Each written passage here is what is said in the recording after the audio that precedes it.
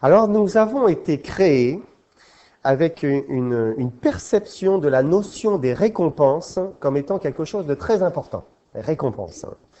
On peut dire que la récompense, ça fait partie de la vie de l'homme. Un enfant, un enfant qui va être équilibré, ça va être un enfant qu'on va féliciter, on va applaudir quand il fait quelque chose de bien. Ça va être sa récompense, en fait, l'approbation de ses parents. Le contentement de ses parents face à ce qu'il fait. À l'école, le petit enfant reçoit des images. Moi, je recevais des images quand j'étais petit. Je ne sais pas s'ils en reçoivent encore aujourd'hui. Non, pas forcément. En tout cas, je me souviens, moi, c'était des animaux. Et à l'école du dimanche, là, on donne des petites bougies, des bougies. Et quand on a un certain nombre de bougies, parce qu'on a bien ramené sa Bible, alors eh bien on repart avec un petit cadeau. Mais ça motive les enfants, hein. Ils font ce qui est bien, ils sont motivés par la récompense. La récompense de l'étudiant, c'est un diplôme à la fin de ses études. Il est content, ça y est, il a son bout de papier qui montre qu'il a bien étudié pendant X années. Et puis vient le travail, là c'est la prime de rendement. Voilà, c'est la récompense, si on a vraiment bien fait prospérer l'entreprise. Certains sont payés proportionnellement au chiffre d'affaires, donc ça les motive. En France, on a la prime pour l'emploi. Prime pour l'emploi. Alors si j'ai bien compris, l'État récompense les personnes qui travaillent et qui ont un faible revenu. Il les encourage à l'emploi et à travailler. C'est unique, c'est en France. Et il y a un projet de loi qui était en pourparlers récemment suite aux émeutes qui ont secoué toute la France. Je ne sais pas si vous avez entendu ça. Il s'agit de sanctionner les parents qui laissent leurs enfants devenir des délinquants finalement. Et puis, alors notamment, c'était en suspendant les allocations familiales. Mais il a été dit que les enfants qui redressaient bien leurs enfants, qui les éduquaient bien, eh bien ceux-là recevraient une prime, quelque chose, de l'argent en plus. Ils seraient récompensés pour avoir bien éduqué finalement leurs enfants. Un pays, un État, même quelque part, il fonctionne un peu sur le mode des récompenses. Pourquoi ? Parce qu'il y a le principe du pollueur-payeur. Les gouvernements, les États qui font de la pollution, ils sont taxés. Et puis ceux qui, au contraire, visent à l'écologie, eh bien, ils ont des charges qui sont allégées. Et le monde entier, finalement, tout fonctionne, de la plus petite cellule à la plus grande, sur ce mode des récompenses. Et nous, enfants de Dieu, eh bien, nous n'en sommes pas exempts. Et pour nous aussi, il y a des récompenses. Dieu va récompenser les œuvres qui sont faites en lui. Mais ça n'a rien à voir avec le salut. Et je veux faire une parenthèse avant. Ça n'a rien à voir avec le fait d'être sauvé, le fait d'avoir la vie éternelle. Ce n'est pas une récompense. Le salut, la vie éternelle, le ciel, ce n'est pas une récompense. Parce que c'est malheureusement ce que le monde croit. Le monde pense que si je suis un bon chrétien, si je suis un bon musulman, si je suis un bon mormon, si je suis un bon tout ce que l'on veut, eh bien à ce moment-là, Dieu va me récompenser, il va me sauver. Il va me sauver. Mais c'est une erreur, hein, parce que le salut, le ciel, c'est un don gratuit. Un don gratuit. Il ne peut pas se mériter. Quand la Bible parle du salut, elle affirme toujours que c'est un don gratuit. C'est un cadeau pur, simple, voilà, comme je vous donne le cantique, là, voilà, c'est à vous, il suffit de le prendre. Ce n'est donc pas une récompense de quoi que ce soit, récompense d'une vie exemplaire, récompense parce qu'on a été assez droit durant sa vie, récompense pour une vie de sacrifice ou bien le salut nous est offert uniquement parce que Jésus a versé son sang. Voilà, c'est tout. Il nous offre la vie éternelle. Et ça ne dépend pas de nous, ça dépend de Jésus. Le ciel dépend de Jésus. C'est lui qui l'a fait, donc il peut nous le donner. Ça ne concerne pas nos œuvres, ça concerne nos péchés. Et les péchés, il les a réglés à la croix. Donc, c'est lui qui s'occupe de ça. Simplement, il nous demande de croire. Mais une fois qu'on a reçu le don gratuit, alors, eh bien là, on peut commencer à faire des œuvres. Et des œuvres qui vont compter, qui vont nous amener à recevoir des récompenses vis-à-vis du Seigneur. Et on peut voir une différence entre le salut et les récompenses, parce que le salut, il est offert ici, maintenant, tout de suite. Il suffit de se repentir de ses péchés, de croire en Jésus, il a réglé nos péchés et immédiatement, je suis sauvé, j'ai le salut, j'ai le ciel, j'ai la vie éternelle. Tandis que les récompenses, c'est à venir. C'est une fois que j'ai reçu la vie éternelle, je commence à faire des œuvres pour glorifier le Seigneur et dans l'avenir, eh bien, Dieu me récompensera. Et ce n'est pas une question d'être au ciel. Le ciel, c'est acquis par la foi en Jésus-Christ. Les récompenses, elles viennent après l'enlèvement de l'Église. On va prendre un premier passage, 2 Corinthiens 5, verset 6.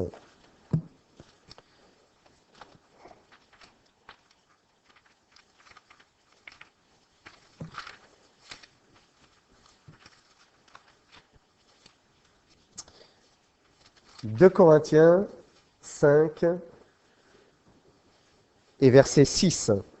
« Nous sommes donc toujours pleins de confiance, et nous savons qu'en demeurant dans ce corps, nous demeurons loin du Seigneur, car nous marchons par la foi et non par la vue. Nous sommes pleins de confiance, et nous aimons mieux quitter ce corps et demeurer auprès du Seigneur. C'est pour cela aussi que nous nous efforçons de lui être agréables, soit que nous demeurions dans ce corps, soit que nous le quittions. Car il nous faut tous comparaître devant le tribunal de Christ, afin que chacun reçoive selon le bien ou le mal qu'il aura fait étant dans son corps. » Et ces chrétiens, ils essayaient d'être agréables à Dieu. Ils faisaient tout leur possible pour être agréables à Dieu, parce qu'ils savaient qu'un jour, tous les chrétiens comparaîtraient devant le tribunal, le trône de Christ. Et ce tribunal n'est pas pour ceux qui ont rejeté Jésus. Ce tribunal n'est pas pour ceux qui ne croient pas en Dieu, ceux qui ne veulent rien avoir avec Jésus. Ils auront un autre tribunal, c'est le trône blanc. Le grand trône blanc, c'est quelque chose qui est écrit dans l'Apocalypse, et ils seront jugés ailleurs. Mais ici, c'est uniquement pour les chrétiens.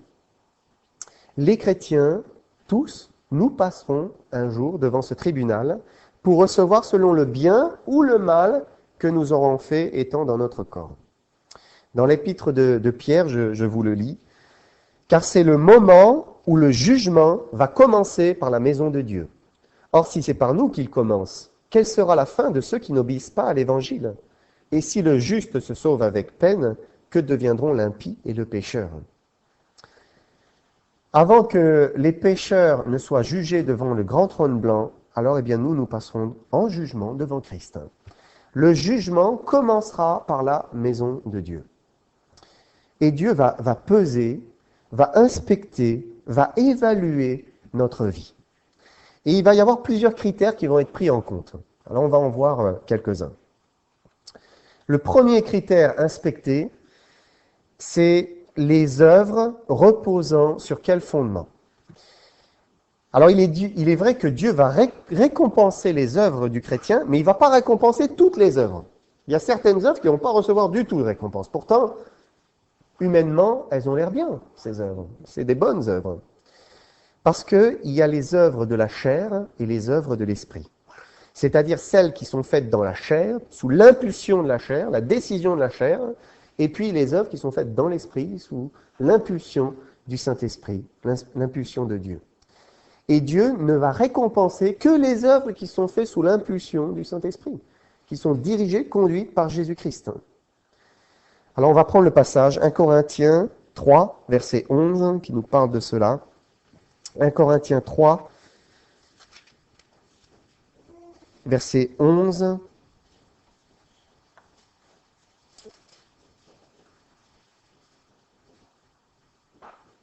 Car personne ne peut poser un autre fondement que celui qui a été posé, savoir Jésus-Christ.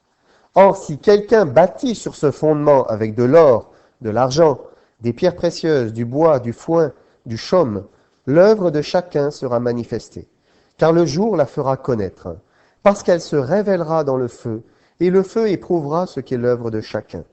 Si l'œuvre bâtie par quelqu'un sur le fondement subsiste, il recevra une récompense. Si l'œuvre de quelqu'un est consumée, il perdra sa récompense. Pour lui, il sera sauvé, mais comme au travers du feu. Et soit nous faisons des œuvres dans l'obéissance, dans la dépendance de Jésus, comme le sarment qui est attaché au cep, et la sève coule dans le sarment, soit on fait des œuvres sous notre propre impulsion, notre propre volonté, nos propres désirs.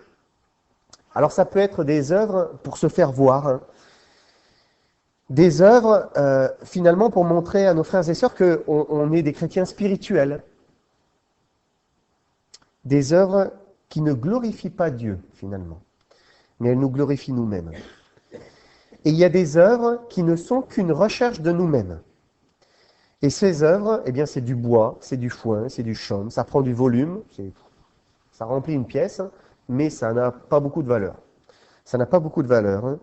Et quand on va passer au travers du feu, et alors, eh bien, toutes ces œuvres qui sont du matu vu, en fait, elles vont être consumées, il ne restera plus rien. Et il ne restera que les œuvres fondées sur Jésus-Christ. Alors imaginez que peut-être on va être surpris parce que pendant 5 ans, on a fait quelque chose pour le Seigneur et puis tout va disparaître. Il n'y aura plus rien. Dieu vous dira peut-être, mais je t'ai jamais demandé de faire ça, moi. Jamais. Tu t'es usé pendant des années à faire ça, mais je ne t'ai jamais demandé de faire ça. Peut-être tu t'es valorisé pour en tirer un peu de gloire pour toi-même.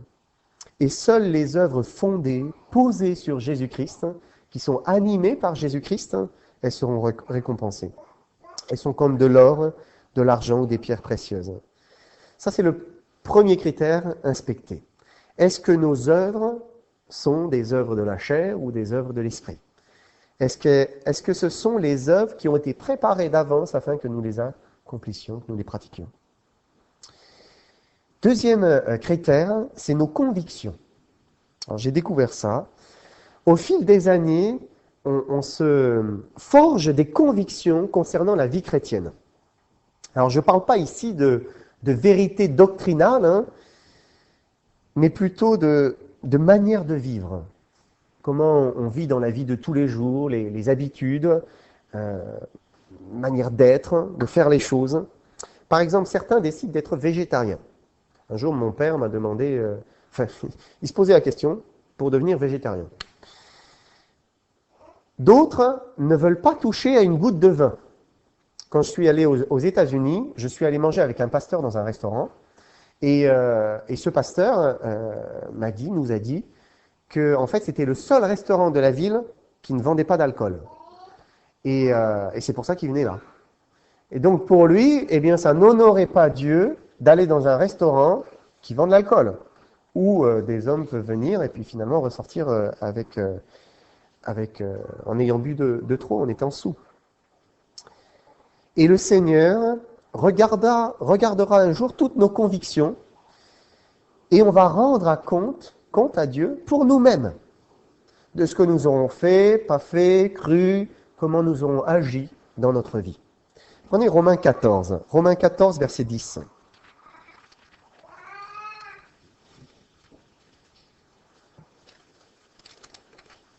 Romains 14, verset 10, il est dit, « Mais toi, pourquoi juges-tu ton frère? Ou toi, pourquoi méprises-tu ton frère? Puisque nous comparaîtrons tous devant le tribunal de Dieu. Car il est écrit, je suis vivant, dit le Seigneur, tout genou fléchira devant moi, toute langue donnera gloire à Dieu. Ainsi, chacun de nous rendra compte à Dieu pour lui-même. » Et du temps de cet épître aux Romains, des chrétiens qui étaient à Rome, certains chrétiens voulaient manger que des légumes. Et d'autres, ils se sentaient libres de manger de tout, de la viande, etc. Alors ceux qui mangeaient de tout méprisaient les végétariens. Et puis les végétariens, ils jugeaient ceux qui mangeaient de tout. En fait, ils se jugeaient, ils se méprisaient l'un l'autre. Et finalement, eh bien, chacun se trouvait plus spirituel que l'autre. Nous, au moins, on ne mange pas de viande. Et puis les autres, nous, on est libres en Christ. On peut manger de tout. Et voilà, et c'était comme ça. Et on se jugeait, et on se méprisait l'un l'autre. Mais Dieu dit qu'ils n'avaient pas à se juger, qu'ils n'avaient pas à se mépriser mutuellement. Ce n'est pas à nous de porter un jugement sur la conviction de l'autre. Dieu s'en chargera lui-même le jour où on va passer devant le tribunal de Christ. Et ce jour-là, tout genou fléchira et on va rendre compte à Dieu des positions que nous avons adoptées. Voilà pourquoi nous avons fait comme ça et comme ci. Et est-ce qu'on l'a fait pour honorer Dieu, dans le but de rendre gloire au Seigneur? Et si on n'a pas fait ce qu'il fallait, eh bien on le saura. Juste pour anecdote, là il est dit qu'un jour tout genou fléchira devant le Seigneur. J'ai lu cette semaine qu'à sa demande, avant de mourir, un député brésilien, Humberto Reis, 82 ans, a été enterré debout dans le tombeau de famille. Incroyable. En fait, c'est l'homme politique qui a eu la carrière la plus longue. Il a eu 13 mandats consécutifs de député à l'Assemblée législative. En fait, il n'a jamais plié le genou devant personne. Et il a dit que s'il ne l'avait pas fait alors qu'il était vivant, il ne le ferait pas mort. Alors, 5 ans auparavant, il a écrit dans son testament « Je veux qu'on m'enterre debout ». Et son fils a exécuté sa volonté. Il a dit que ça n'a pas coûté un centime de plus. On l'a mis debout. Mais imaginez, il pense que même dans sa mort, il ne pliera pas le genou. Il va avoir une surprise. Le jour où il va passer devant Dieu, même Humberto Reis, il va fléchir le genou et rendre gloire à Dieu. Et nous aussi, chacun, chrétien, nous allons rendre compte à Dieu pour nous-mêmes, sur ce que nous avons pratiqué, sur ce que nous avons fait ou refusé de faire. Et on ne doit pas juger la vie de notre frère ou notre sœur parce qu'elle fait d'une manière qui est différente de nous, différente de ce que nous avons vécu ou de ce que nous connaissons. Comme si la norme, c'est forcément nous. C'est nous qui sommes spirituels. Voilà. C'est toujours comme ça. Attention, je ne parle pas du péché, je ne parle pas de la doctrine. Je parle d'une manière de vivre. C'est à Dieu seul de juger chacun. Et il va le faire. Regardez Hudson Taylor. Hudson Taylor qui était missionnaire en Chine. Il est arrivé en Chine, à cette époque-là, tous les missionnaires étaient sur les côtes de la Chine, sur la bordure de la Chine. Et ils ne s'aventuraient pas à l'intérieur du pays. Tous les missionnaires s'habillaient à l'anglaise coloniale, j'imagine. Et il faut comprendre ici la culture.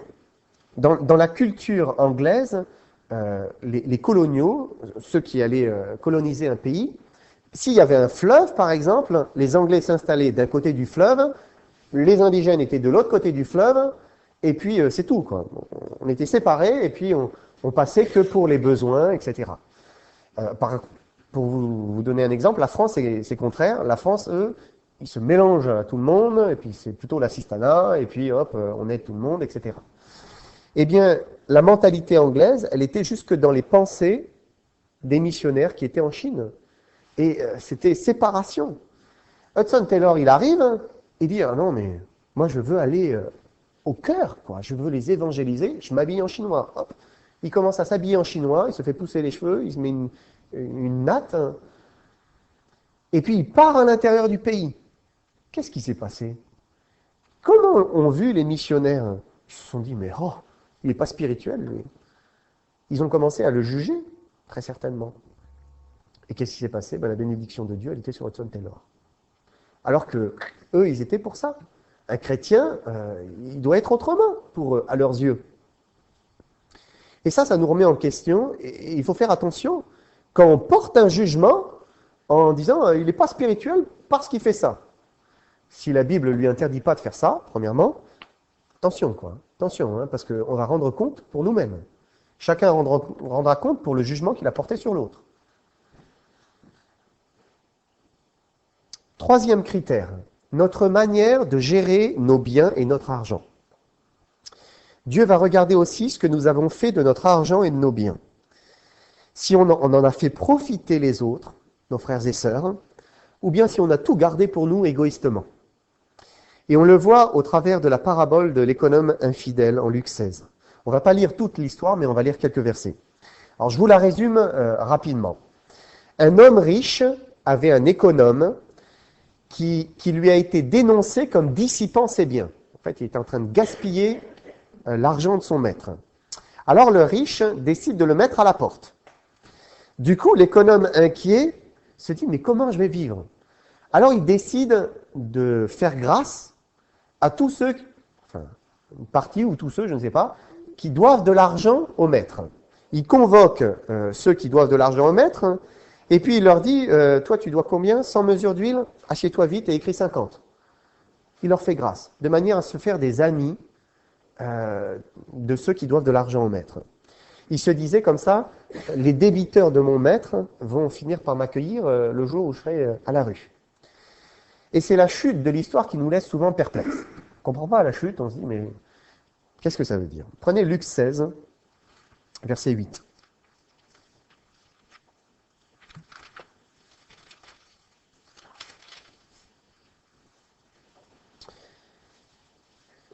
Jésus dit, le maître loua l'économe infidèle de ce qu'il avait agi en homme avisé. Car les enfants de ce siècle sont plus avisés à l'égard de leurs semblables que ne le sont les enfants de lumière.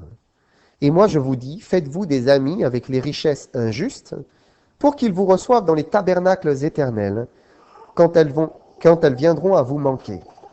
Celui qui est fidèle dans les moindres choses, l'est aussi dans les grandes. Et celui qui est injuste dans les moindres choses, l'est aussi dans les grandes. Si donc vous n'avez pas été fidèle dans les richesses injustes, qui vous confiera les véritables? Et on s'arrête là. Et le maître loua l'économe infidèle. Alors pourquoi? Parce qu'il avait agi en homme avisé. En fait, il s'est préparé son avenir. Et Jésus dit que les enfants de lumière sont plus avisés, les enfants de ce siècle sont plus avisés que les enfants de lumière, que les enfants de Dieu. Autrement dit, les incroyants agissent avec plus de sagesse que les enfants de Dieu en ce qui concerne les choses matérielles. Parce que les richesses injustes dont Jésus parle, en fait, c'est les richesses de la terre, qui sont sur la terre. Les richesses de ce monde. C'est pas qu'elles sont injustes en elles-mêmes, mais c'est une manière de dire que ce ne sont pas les richesses éternelles. Elles font partie de la terre. Et les incroyants peuvent parfois être très généreux, ils donnent, ils prêtent, ils offrent avec ceux qui sont autour d'eux. Ils se font des amis de cette manière. Et puis les enfants de lumière, ils sont parfois bien stupides, en s'accrochant à leurs biens, en les gardant pour eux-mêmes, inhospitaliers, cœur étroit. Le contraire. Jésus dit, faites-vous des amis avec les richesses injustes, pour qu'ils vous reçoivent dans les tabernacles éternels quand elles viendront à vous manquer. Ça veut dire qu'on doit bien user de nos richesses ici sur la terre, de ce qu'on possède ici sur la terre. Il faut qu'on en fasse profiter nos frères et sœurs. Et on ne va pas le regretter. Parce que dans l'éternité, eh bien, semble-t-il, on sera accueillis. On sera accueillis. Et ça peut paraître la moindre des choses que l'argent. Hein. Moi, je suis spirituel, je ne pense pas trop à ça, l'argent, les biens matériels, etc., la voiture. Mais aux yeux de Dieu, c'est un critère de référence. C'est un critère de référence, quelque chose d'important. Ce que vous faites de votre salaire, de votre argent, de vos biens, de votre voiture, de votre appartement, de votre maison, Dieu va en tenir compte. Il va le regarder. Il va tester. C'est une manière de tester votre fidélité. Si donc vous n'avez pas été fidèle dans les richesses injustes, qui vous confiera les véritables? C'est ça, hein? Ces richesses terrestres, elles ne sont pas rien. Pardon, excusez-moi. Ces richesses terrestres, elles sont rien dans le sens où un jour elles vont disparaître. Disparaître, on ne va rien emporter de tout ce qu'on voit aujourd'hui. Mais Dieu va nous confier des véritables. Il va nous en donner des éternels, des richesses éternelles. Des biens qu'on va posséder pour toujours. Mais est-ce que Dieu va nous confier des richesses éternelles si on n'a pas su bien gérer les richesses injustes, les richesses de cette terre? Si on est resté attaché à son argent, si on n'est pas prêt à l'offrir au Seigneur, si on n'est pas prêt à aider des missionnaires, à faire avancer l'œuvre de Dieu, à sacrifier pour un frère, pour une sœur, eh bien Dieu ne nous confiera pas des richesses éternelles. Puisqu'on n'aura pas été fidèle dans les petites choses, il ne nous confiera pas les grandes. À ceux qui ont été des bons économes, ils seront récompensés. Et ceux qui ont été égoïstes, ils auront peu. Ils n'auront pas grand-chose. Un autre critère, notre comportement dans le travail. On n'y pense pas. On peut se dire, bon, il y a l'église, il y a le travail, et puis on sépare les deux. Hein. Mais notre attitude dans le travail sera aussi un motif d'être récompensé. Dieu va inspecter notre comportement dans le travail. Il va regarder si on était un bon employé, droit, honnête, dévoué, serviable, ou si on a une place de direction, si on a bien dirigé, si on l'a fait aussi d'une manière juste, équitable. Prenez Éphésiens 6, verset 5.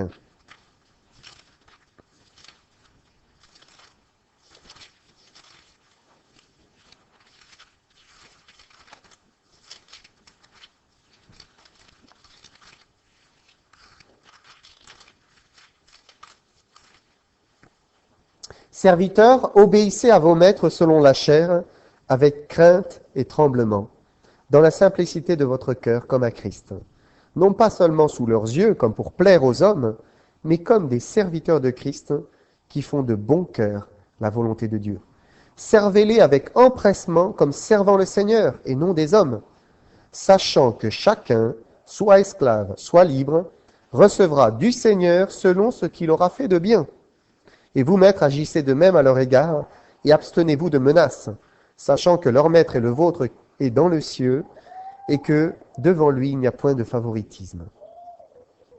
Et Dieu va récompenser notre service fidèle au sein d'un travail séculier. Si on travaille consciencieusement, avec diligence, ou bien si on travaille dès que le patron a le dos tourné, hop, nonchalant, on ne travaille plus, on s'arrête. On devrait faire toutes choses comme pour le Seigneur, consciencieusement, consacré, dévoué, parfait.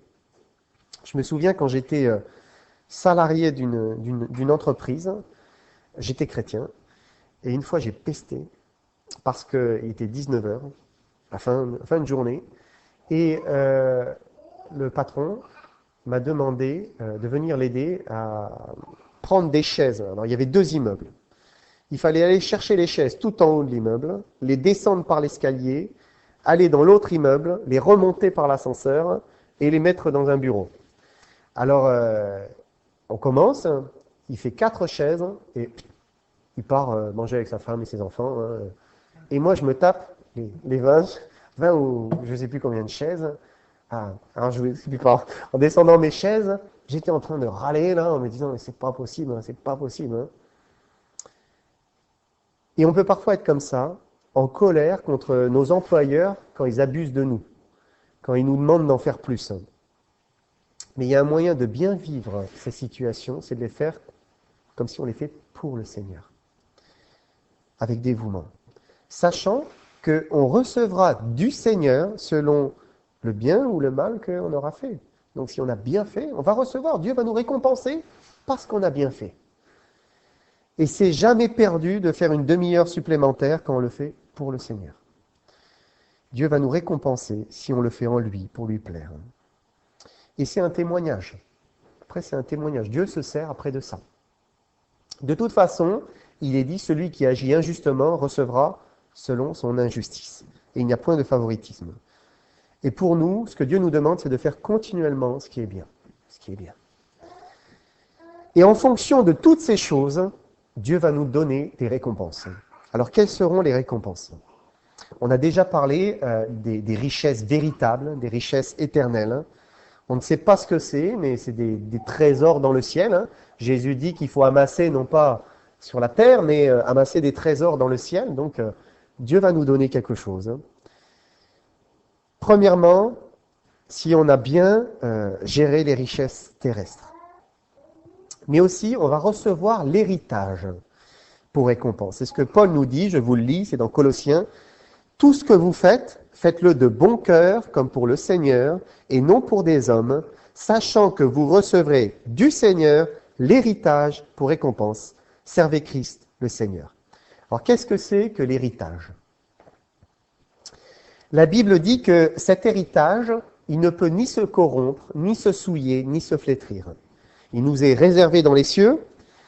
Elle dit encore que nous avons besoin d'être éclairés, d'être illuminés. Dieu a besoin de nous ouvrir les yeux pour comprendre la richesse de la gloire de cet héritage. Tellement c'est magnifique. Dieu a besoin de nous ouvrir les yeux parce qu'on n'imagine pas qu'est-ce que sera cet héritage. Christ est l'héritier de toutes choses.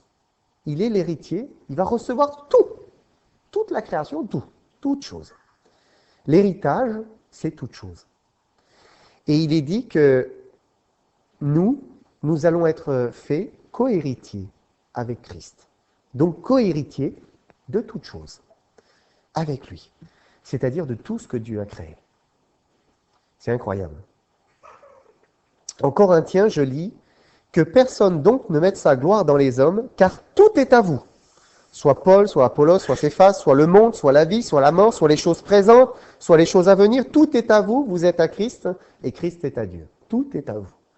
Voilà. Vous allez posséder tout. Parce que nous sommes des héritiers du Créateur. Dans le centre-ville cette semaine, je regardais un jeune homme passer, un jeune homme dans une voiture à 35 000 ou 40 000 euros, j'en sais rien, un bijou, là, flambant neuf. Alors, il était évident pour moi qu'il était le futur héritier, mais pas le propriétaire. Mais qu'est-ce que c'est qu'une belle voiture quand on considère l'héritage que Dieu veut donner à ses enfants? C'est ridicule, ridicule. Tout est à vous, dit le Seigneur. Tout est à vous. Nous avons l'héritage des saints dans la lumière qui nous est réservée. On va prendre possession du royaume de Dieu, notre Père. Et il faut se rendre compte que tout ce que le Père a donné au Fils, le Fils veut le partager avec nous. C'est incroyable. Regardez, il est dit dans Jean, Jésus dit, « Je leur ai donné la gloire que tu m'as donnée. » Sa gloire, il la partage avec nous. C'est incroyable. Comme si nous sommes dignes de sa gloire, alors qu'on est vraiment indignes. Et il va partager toutes choses parce qu'on est co-héritier avec lui. L'héritage, donc, c'est en fait tout ce qui est caché dans l'éternité que Dieu nous réserve, que Dieu nous a promis. Comme récompense, on va recevoir aussi des louanges, des paroles du Seigneur à notre égard. Vous connaissez tous cette parole, c'est bien, bon et fidèle serviteur, entre dans la joie de ton maître. Quelle belle parole que le Seigneur pourrait dire ou va dire à certains de ses enfants. Et on peut se dire, oui, bon, une parole, mais imaginez ce que c'est que l'approbation de Dieu sur vous. L'approbation de Dieu sur vous, c'est un immense réconfort. Ça sera vraiment une belle récompense. Imaginez des milliards de créatures, là, toutes devant Dieu, et puis Dieu vous dit à vous, c'est bien, tu as été fidèle. Quelque chose, c'est quelque chose. 1 Corinthiens 4, verset 5.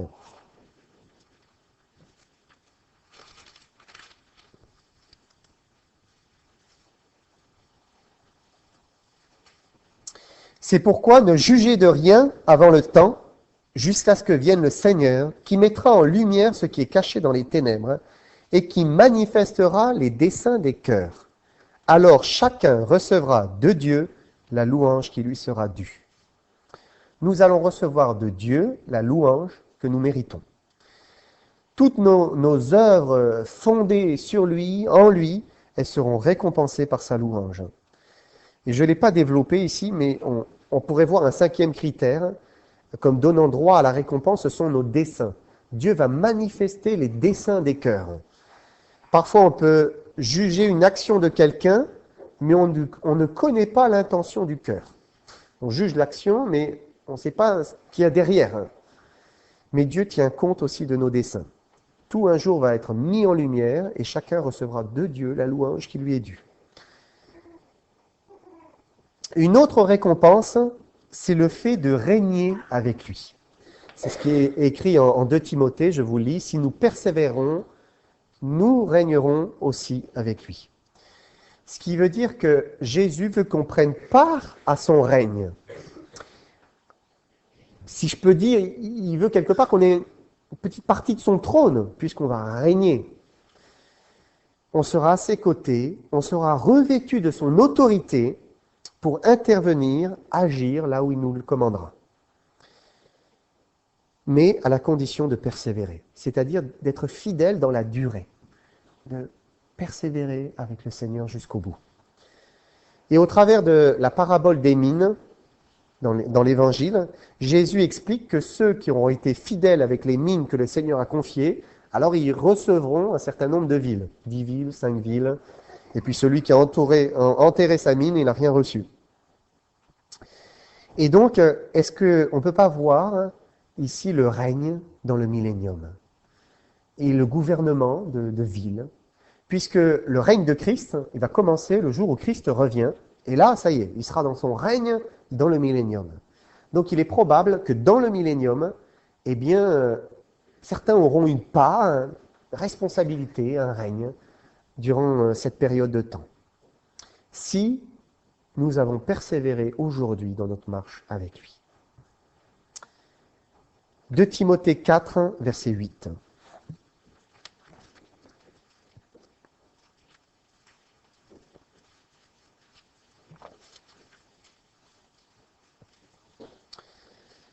Désormais, la couronne de justice m'est réservée. Le Seigneur, le juste juge, me la donnera dans ce jour-là, et non seulement à moi, mais encore à tous ceux qui auront aimé son avènement. Et c'est une dernière récompense qu'on peut relever, c'est la couronne de justice. En fait, c'est quelque part la couronne de victoire. Autrefois, chez les Grecs et les Romains, on donnait une couronne de feuillage, ou une couronne en métal qu'on posait sur la tête du vainqueur. Et Paul sait ici qu'il est à la fin de sa vie, il a tenu bon, et il sait qu'il va avoir sa couronne de justice. En France, on voit des cyclistes qui courent chaque année pour un maillot jaune. Ils sont tout contents quand ils ont réussi à avoir un maillot jaune. Même s'ils n'ont que pour 1 ou 2 étapes, ils sont heureux parce que c'est la récompense de leurs milliers d'heures à pédaler pour essayer de le gagner. Et puis le clou, eh bien, c'est comme Armstrong, hein, c'est de l'avoir et l'avoir 7 fois de plus. 7 fois de suite en plus. Hein. Donc ils se battent pour un maillot jaune. Et Paul était heureux parce que lui, il allait recevoir sa couronne de justice de la part du Seigneur. Il était sur le point de passer la ligne d'arrivée, il était vainqueur, ça y est, il savait que le Seigneur allait lui donner. Et cette couronne, eh bien, ça sera aussi une belle récompense. Une récompense, c'est toujours donné pour motiver quelqu'un à faire quelque chose. Et si Dieu nous parle de récompense dans la Bible, c'est qu'il veut susciter en nous le désir de bien faire. Il nous promet toutes ces choses. Il promet l'héritage, des richesses véritables, la louange de sa bouche, le règne à ses côtés, la couronne. Et ce n'est pas mal que de désirer ces choses. Au contraire, Dieu veut qu'on les désire. Il veut qu'on court la course dans le but de remporter ces choses, de les avoir, à l'image de Paul. C'est pourquoi il faut qu'on veille sur nos actions, qu'elles soient faites dans le Seigneur, au travail, à l'église. Il faut qu'on veille sur nos convictions, que ce soit bien dans le désir de glorifier Dieu, on prend telle décision, qu'on fait telle chose ou telle chose. Il faut qu'on veille aussi sur notre manière de gérer nos biens, ce qu'on possède. Et je rappelle pour conclure que ces récompenses, elles ne sont que pour ceux qui savent qu'ils sont déjà sauvés. C'est ceux qui ont passé la porte, qui ont passé Jésus-Christ, ça y est, c'est fait. Ils ont le ciel, ils ont la vie éternelle. Ils ont reçu le don gratuit de Dieu. Alors seulement, après, on fait des œuvres pour obéir, pour faire du bien, pour glorifier Dieu et pour être récompensé. Et il ne faut pas mettre la charrue avant les bœufs. D'abord, je me repens et je crois, je reçois la vie éternelle, et ensuite, je fais les œuvres que Dieu a préparées d'avance pour moi. Voilà, on va s'incliner dans la prière.